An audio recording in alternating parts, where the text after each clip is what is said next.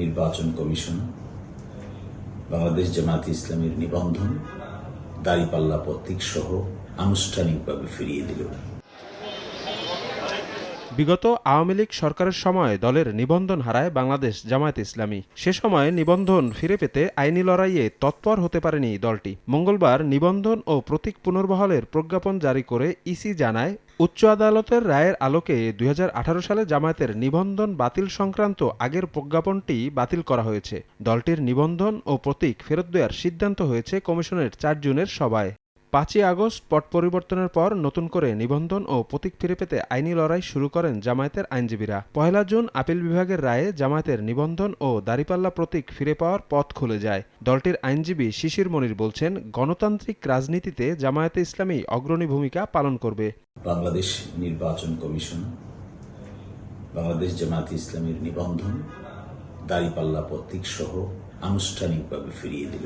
নতুন প্রজন্মের মানুষদেরকে সাথে নিয়ে বাংলাদেশ জামায়াতে ইসলামী এই প্রক্রিয়ার মধ্য দিয়ে অগ্রসর হয়ে অবশ্যই দৃষ্টান্তকারী সিদ্ধান্ত গ্রহণ করবেন, যা সকলের জন্যই ন্যায় বিচার প্রতিষ্ঠায় অগ্রণী ভূমিকা পালন করবে।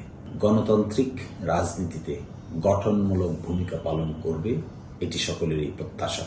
নিবন্ধন ফিরে পাওয়ায় মঙ্গলবার দলটির কেন্দ্রীয় কার্যালয়ে ব্রিফ করেন সেক্রেটারি জেনারেল মিয়া গোলাম পরোয়ার। বলেন, এই সিদ্ধান্ত দেশের গণতান্ত্রিক ধারার জন্য একটি মাইলফলক। অন্তর্বর্তী সরকারের নিরপেক্ষতার প্রতি জামায়াতের আস্থা রয়েছে বলেও এ সময় উল্লেখ করেন তিনি। অন্তর্বর্তীকালীন সরকারের নিরপেক্ষতার ব্যাপারে আমরা আস্থা রাখি, কারণ এটা জন আকাঙ্ক্ষার ভিত্তিতেই এই সরকার দায়িত্ব পালন করছে।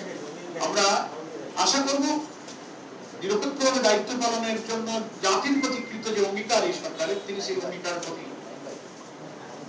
কমিটেড, প্রতিশ্রুতিবদ্ধ এবং শক্ত থাকবেন, সোজা থাকবেন, নিরপেক্ষতা সব দিক থেকে আমরা সরকারকে সহযোগিতা করব।